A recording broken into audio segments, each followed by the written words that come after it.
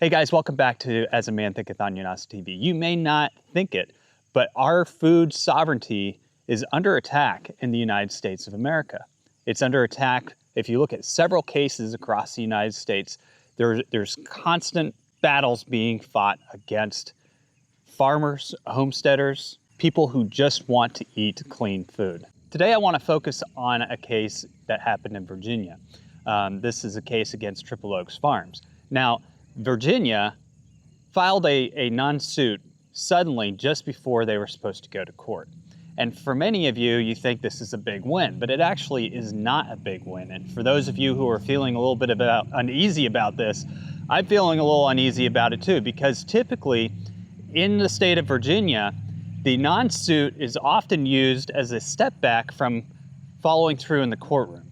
And that step back gives them about 6 months to refile and build a better case against the people. Now, there was a lot of public pressure that came out just before the case.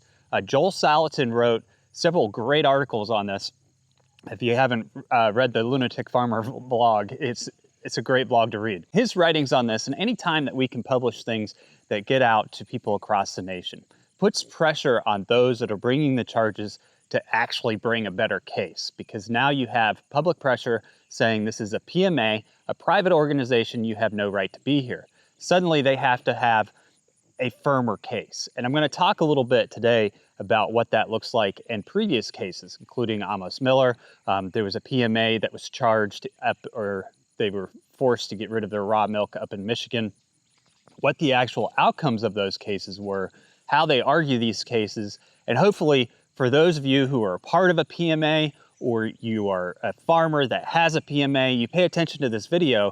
I'm not offering legal advice, but what I am doing is offering some steps that could help protect your PMA. So Bryson and Mackenzie Lipscomb, they run Triple Oaks Farm, and they have done it historically through a herd share process. They switched to a PMA, which is a private membership association, in order to streamline the process, make it a little bit easier. We only operate through herd share agreements. So if you want to have one of our pigs, you would need to become an owner of that particular pig. We've got plenty to choose from. By offering you ownership in that pig, we have a contract. And in that contract, we have laid out the terms of agreement of ownership of a pig and what that means, what it's going to look like. But you get to choose how the end processing is done, all of that. PMAs operate a little bit differently. If you're in a private membership association, that means that you have private growers who are involved in the association, and then you have private citizens who support this growing association in order to get the food. It's a similar concept, only one has direct shares in the animal, the other one has memberships. Anyway, the Virginia Department of Health back in July sued Triple Oaks Farms for selling raw milk to the public, which is illegal in the state of Virginia. It's illegal in a lot of places. Raw milk isn't something Big Dairy wants you to learn about or consume. They had originally scheduled a hearing for September 22nd. The department pressed these charges, but they weren't ready. So they did a non-suit, which gives them the ability to step back, but it was not done with prejudice, which means that they can come back and sue again. This is what we call a regrouping, and it is often used in Virginia. Now, clearly, this case is a bit complicated because Triple Oaks Farm was not, in fact, selling raw milk to the public. What they were doing was they were selling raw milk to their private members. Their private members, who were members of the association, got to choose from certain farm products, raw milk being one of those products. This is not by any means a public sale. And for most of us who understand how these private associations run, it is an agreement between an informed consumer who is a part of a private organization and a farmer. This is a relationship that they would like to stop in the United States of America. And if they do, mind you, there may not be farmers in the future. I'll do a separate video on this, but we're looking at a possibility of up to 25 to 40% farm bankruptcies across the United States this year. This is one of the worst years for agriculture we have ever seen. In reality, the direct relationship between consumers and farmers is the only path forward. Things have gotten too expensive for farmers to be able to sell to these mega monopolies. They don't pay enough money. They have to be able to sell directly to consumer, cut out the middleman. The system is fundamentally flawed. PMAs and herd share agreements have allowed us to continue to operate as farmers. It's not to say that they don't come with some risks. I mean, when you go to the grocery store and you buy applesauce for your kids, you could get lead poisoning. There are risks to everything. What it means when you are in a PMA or you are involved in a herd share is that you have informed risk and you have chosen to buy direct from a farmer. You've chosen that direct relationship versus a relationship with somebody you don't know who's putting all sorts of harmful chemicals in your food. Anyway, as I was saying, what happened in Virginia was used as a retooling. They're going to come back after Triple Oaks Farm, unless the pressure is kept on by the public.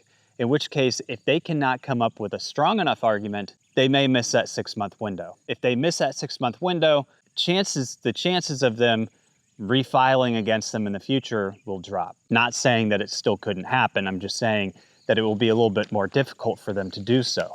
You know, something I find also kind of ironic in timing here that's going to strengthen Virginia's case is that in August, the Florida Department of Health accused Keeley Farms Dairy of causing 21 illnesses dating back to January. Now, I want something to be clear here. Keeley Farms Dairy had no idea about this until the public announcement by the Florida Department of Health. Nobody ever came to them and said, hey, there's a problem with your raw milk. People are consuming it and they're getting sick. Nobody ever said anything to them about that. This is an unusual case for a Department of Health. Normally, if there is some sort of issue with raw milk, they jump on it immediately, they trace it, they inform the farm, they take health and safety protocols seriously. But the Florida Department of Health just kind of let it go until suddenly in August you have this case in Virginia and, oh, by the way, we have this situation going on in Florida where 21 people have gotten sick from it. 6 children have gotten sick from it. There have been 7 hospitalizations. You see, the optics here make it look like there's a big problem with raw milk. But the other problem with these optics, in my opinion, is that the Florida Department of Health never took action between January and August, never informed the farm that there was a problem with one of their products between January and August. I'm not, by any means dismissing the farm in this, but what I am saying is that the Department of Health, who's supposed to be regulating and having oversight of these things, didn't notice it. And they don't just do recalls on people food, they do recalls on pet foods. There is absolutely no excuse for this unless there was an intent there, an intent to allow so many cases to occur before any action was taken. And that action, or public statement in any case, came out just before Virginia decided to drop this case. Obviously, media news outlets nationwide started talking about the situation down in Florida. Not a whole lot of people discussed the fact that this went noticed by the Florida Department of Health for half a year, and the Florida Department of Health never notified the farm. And raw milk sales are legal in Florida as pet milk, which is how this particular farm was labeling and selling their product. There is one case of a suit, one, against the farm from one consumer, and their argument was that the milk labeled for non-human consumption pet use only didn't provide enough warning to them about the possible side effects as a human of consuming that raw milk. I'm not one who's going to tell you that there aren't possibilities of something going wrong consuming raw milk. But I'm also not going to argue the fact that there are a lot of health benefits to raw milk. These are trade-offs that informed consumers should be able to make on their own. Personally, I would rather buy from a PMA or a herd share where that milk is being produced for me as a member to consume rather than something that's just been labeled for pet milk. And the reason for that is the care and handling might be a little different. I'm not saying that it is, I'm just saying, somebody who's gone through the effort of putting together a PMA or herd share agreement with you is also going through the effort of making sure that you can consume that. But that doesn't excuse the Florida Department of Health for overlooking a pet milk issue. I think that there's a bigger narrative here that was trying to be put out there. And this particular case down in Florida is now going to add fuel to the fire for the Virginia Department of Health's case against Triple Oaks Farm.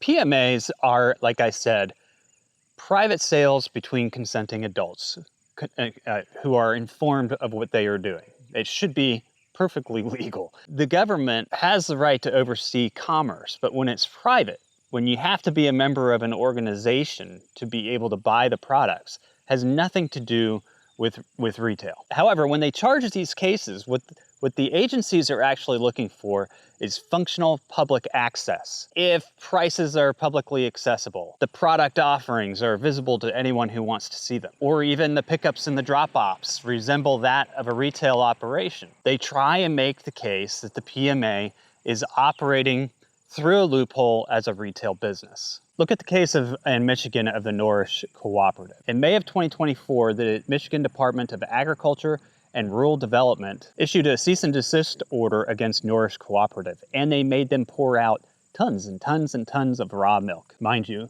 this was a cooperative, a private membership association. The state of Michigan basically determined that selling this raw milk product as a pet food did not fall under state licensing requirements and therefore was illegal, even though it was a private membership organization.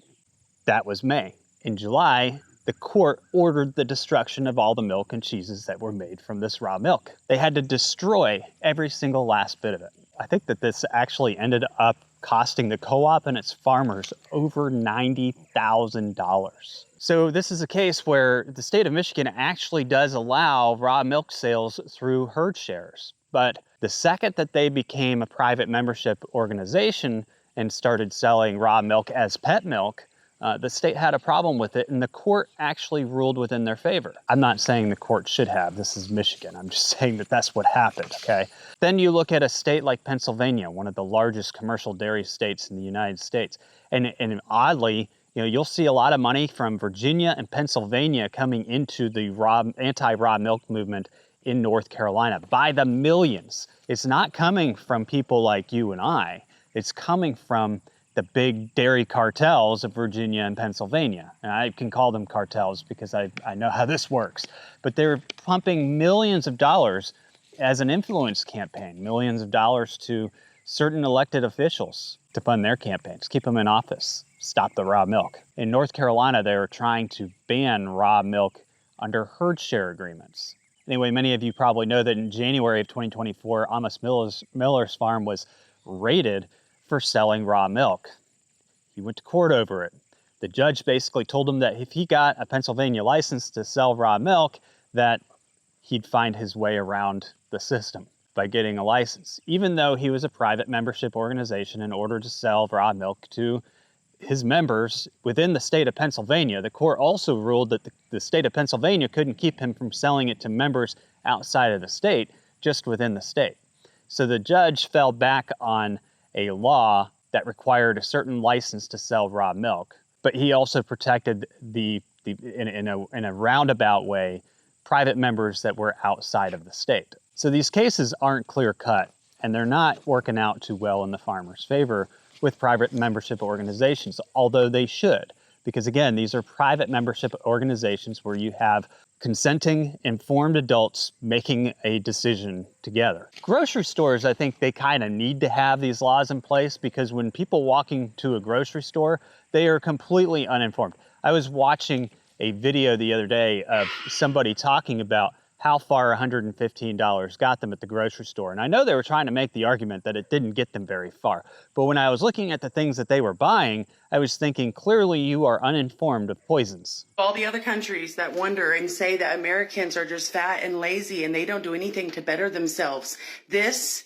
is what $115 gets you. Let me show you.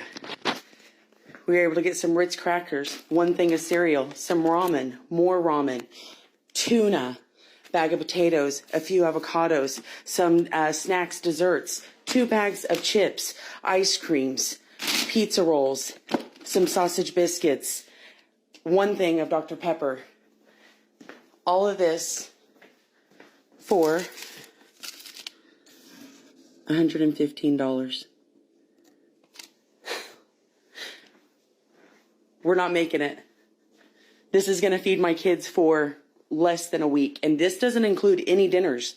There are no dinners here. This is lunch and snacks. I don't know how people are making it. It's hard out there. I mean, that's $115 is going to turn into a really big health bill. So going back to Triple Oak's case, nothing in their dismissal of the case or non-suit indicates that PMAs are free and clear. And in fact, I think, like I said, that this is a regroup. They're going to come back after this because they're going to come after PMAs. Over the next 6 months, we need to see if they actually do refile against Triple Oaks Farm. I would also look for anything that comes out of the Virginia Department of Health or the Virginia Department of Agriculture, any type of guidance towards PMAs. They may try and utilize rulemaking in this time frame to then go back and go after PMAs. If they saw that there was a weak spot, they may use their agency's ability to just create rules, which they do all the time unconstitutionally, and close those gaps that they felt they had in the case, and then re-pursue if people don't follow them. So I would pay very close attention to what's going on there regulatory-wise in the state of Virginia, rulemaking-wise. I'd also watch in Virginia for copycat cases. So oftentimes when somebody opens a case against somebody else, it opens the door for discovery. If they create a bunch of copycat cases, what they're doing is they're looking for a pattern that they can use to then target PMAs. So I think that this is important because if you are a PMA, there are certain guidelines that I think that you should follow just to kind of help protect yourself. Number one, you need to make sure that your membership organization is open to application and not everybody. When you say you just have to sign up here and you could be a member of our organization, it implies that you're open to the public. Whereas if you have an application process, that would insinuate that they may not be accepted into your organization. I would also maybe put together a lot of information videos, a lot of informative paperwork, articles, whatever you can, explaining what a PMA is and the potential risks of eating direct from a farmer. You can mirror that with the potential risks of eating directly from the grocery store all you want to. There's nothing against that. That's freedom of speech. But I wouldn't necessarily go out there and market my products and say, hey, if you join our membership association, you get these types of products. I think there has to be a more tactful way of promoting your membership organization. And like I said, it can't just be open to the public. It has to have an application in which case you can then decide whether or not you're going to accept them into your association or not. Maybe even have a couple chairs of your association that vote to decide on whether or not somebody should be accepted in. Because there are a lot of uninformed adults out there who join these associations, and they're the ones who cause a lot of problem for the association. If you make part of them joining your association, part of them reading through and agreeing to certain educational materials that you put out there, that could be part of the application process. I have put together on the Substack that goes along with this video some information about general smarts when it comes to or structuring a PMA, because I think that this is one of those things that we're going to continue to see across the United States. These cases that I've talked about today are not the only cases. And I think the optics is going to be the other big push here. I think what happened in Florida was all about optics. To not inform a farm as the Department of Health that there was something going on with their milk for over half a year, allowing pets and people to continue to get sick is a disgrace. The reason why it was done is because the farm could easily remedy these things, and they wanted to build up enough cases to make it sound like it was a substantial situation. There's no other framing for it, unless you want to just say that your department is completely incompetent. But then that would, in and of itself, bring to question the entire claim that all of these cases actually can be traced to this farm. If they were tracing them to the farm the entire time, why wasn't anybody made aware? Or are they just deciding to make that statement now because of what's going on in Virginia? So I think that there's going to be a big optics push against PMAs. PMAs are probably one of the best farm structures for small farms. And as we head into this crisis with agriculture across our country, doing whatever is possible to shut down those small farms, it sounds counterproductive, but it's industry protectionism. When you buy, for example, a hog from a herd share from us, that hog has to go to a state inspection facility, has to be healthy at the time it's processed. The state inspection facility has to follow certain guidelines to make sure that the food that they're releasing back to you as a herd share member is safe. I think that there's a lot of reform that needs to happen for farmers and the licensing process, the meat handlers' licenses, maybe different levels to it to which, they have to comply by. But I'm not in office. I'm not one of those people who make those decisions. But it would, Joe Salatin posted another article, it was earlier on, about this type of topic. He called it the Underground Railroad. And I agree with what he was saying about it. For us to have food sovereignty, we almost have to have legal ways of breaking out of the system, which PMAs supposedly do. They do, but they're being targeted. And the reason why they're being targeted, like I said, is because regulators are claiming that they're appealing to the general public for sales. But as a PMA, you should be able to advertise the benefits of being a member of your organization. You should be able to advertise the fact that you have that organization, and here's a way of applying to be a member of it. But food sovereignty across the United States is being attacked on a daily basis. In my next video, I'm going to start talking about chickens and gardens and whether or not you actually have a right to food sovereignty in the United States. Most of us would think that that's covered in the Constitution. However, there are a lot of lawmakers who don't think, and agencies who don't think that's covered in the Constitution, and you're seeing it roll out on a daily basis. Those of you who live in a neighborhood or in an urban area probably know that you can't raise certain animals, you can't grow certain foods, you can't put a garden in your front yard and you don't have a backyard. What we view as a right isn't necessarily a right in this country anymore, and it's under attack. Even states that have laws, like the state of Maine, that protect an individual's right to grow and raise food, are currently facing lawsuits that are challenging those rights. So we'll get more into that in my next video. Ancient eras and natural selection have refined and tailored pristine fibers with the resilience for today's days. Evolving beyond the last ice age, bison wool is nature's most dependable activewear. Buffalo Wool Company, 100% proven by nature, 100% American-made. Check out the Buffalo Wool Company collection at yanasatradingco.com.